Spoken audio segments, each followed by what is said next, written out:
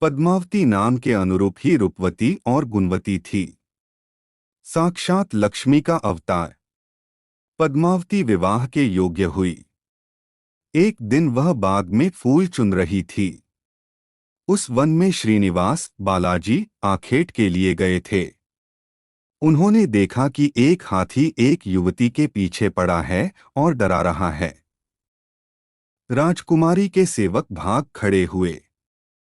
श्रीनिवास ने तीर चलाकर हाथी को रोका और पद्मावती की रक्षा की। श्रीनिवास और पद्मावती ने एक दूसरे को देखा और रीझ गए। दोनों के मन में परस्पर अनुराग पैदा हुआ। लेकिन दोनों बिना कुछ कहे अपने अपने घर लौट गए। श्रीनिवास घर तो लौट आए, लेकिन मन पद्मावती में ही बस गया। वह पद्मावती का पता लगाने के लिए उपाय सोचने लगे। उन्होंने ज्योतिषी का रूप धरा और भविष्य बाँचने के बहाने पद्मावती को ढूंढने निकल पड़े। धीरे धीरे ज्योतिषी श्रीनिवास की ख्याति पूरे चोल राज में फैल गई। पद्मावती के मन में श्रीनिवास के लिए प्रेम जागृत हुआ। वह भी उनसे मिलने को व्याकुल थीं। किंतु कोई पता ठिकाना न होने के कारण उनका मन चिंतित था।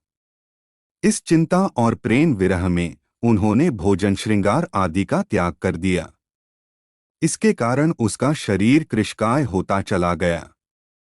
राजा से पुत्री की यह दशा देखी नहीं जा रही थी, वह चिंतित थे।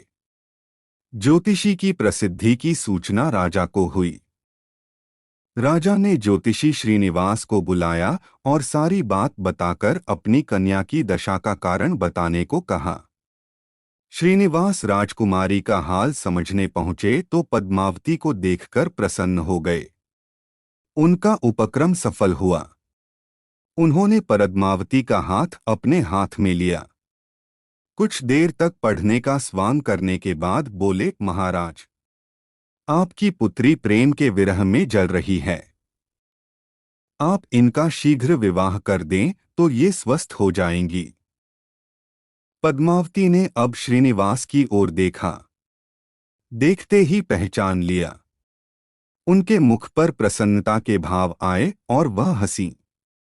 काफी दिनों बाद पुत्री को प्रसन्न देख राजा को लगा कि ज्योतिषी का अनुमान सही है। राजा ने श्रीनिवास से पूछा, ज्योतिषी महाराज, यदि आपको यह पता है कि मेरी पुत्री प्रेम के विरह में पीड़ित है, तो आपको यह भी सूचना होगी कि मेरी पुत्री को किससे प्रेम है। उसका विवाह करने को तैयार हूं। आप उसका परिचय दें। श्रीनिवास ने कहा, महाराज, आपकी पुत्री एक दिन वन में फूल चुनने गई थी। एक हाथी ने उन पर हमला किया तो आपके सैनिक और दासियां भाग खड़ी हुईं। राजकुमारी के प्राण एक धनुर्धर ने बचाए थे। राजा ने कहा, हाँ, मेरे सैनिकों ने बताया था कि एक दिन ऐसी घटना हुई थी। एक वीर पुरुष ने उसके प्राण बचाए थे। लेकिन मेरी पुत्री के प्रेम से उस घटना का क्या तात्पर्य है? श्रीनिवास ने बताया, महाराज, आपकी पुत्री को अपनी जान बचाने वाले उसी युवक से प्रेम हुआ है। राजा के पूछने पर श्रीनिवास ने कहा, वह कोई साधारण युवक नहीं, बल्कि शंख चक्रधारी स्वयं भगवान विष्णु ही हैं। इस समय बैकुंठ को छोड़कर मानव रूप में श्रीनिवास के नाम से पृथ्वी पर वास कर रहे हैं। आप अपनी पुत्री का विवाह उनसे करें। मैं इसकी सारी व्यवस्था करा दूंगा। यह बात सुनकर राजा प्रसन्न हो गए कि स्वयं विष्णु उनके जमाई बनेंगे। श्रीनिवास और पद्मावती का विवाह तय हो गया। श्रीनिवास रूप में श्रीहरि ने शुकदेव के माध्यम से समस्त देवी देवताओं को अपने विवाह की सूचना भिजवा दी। शुकदेव की सूचना से सभी देवी देवता अत्यंत प्रसन्न हुए। देवी देवता श्रीनिवास जी से मिलने और बधाई देने पृथ्वी पर पहुंचे, परंतु श्रीनिवास जी को खुशी के बीच एक चिंता भी होने लगी। देवताओं ने पूछा, भगवन, संसार की चिंता हरने वाले आप इस उत्सव के मौके पर इतने चिंतातुर क्यों हैं? श्रीनिवास जी ने कहा, चिंता की बात तो है ही, धन का अभाव।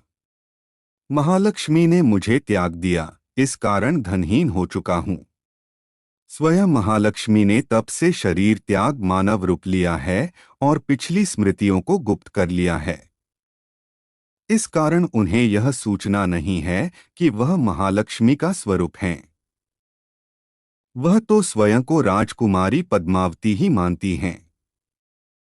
मैंने निर्णय किया है कि जब तक उनका प्रेम पुनः प्राप्त नहीं करता, अपनी माया का उन्हें आभास नहीं कराऊंगा।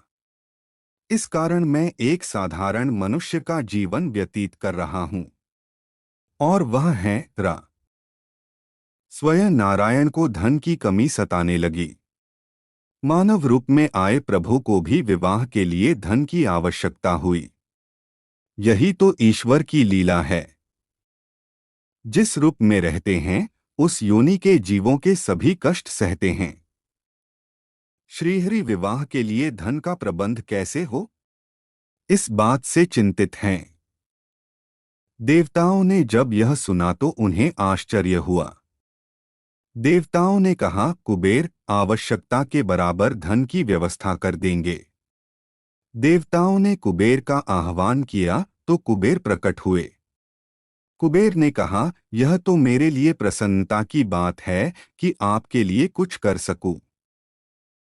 प्रभु, आपके लिए धन का तत्काल प्रबंध करता हूं।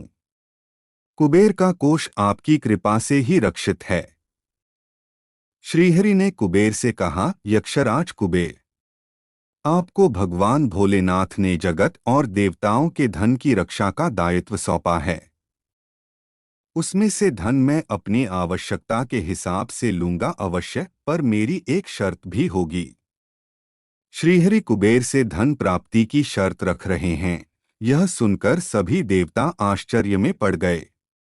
श्रीहरि ने कहा, ब्रह्मा जी और शिव जी साक्षी रहें। कुबेर से धन ऋण के रूप में लूंगा, जिसे भविष्य में ब्याज सहित चुकाऊंगा। आगे की कहानी के लिए कमेंट करें।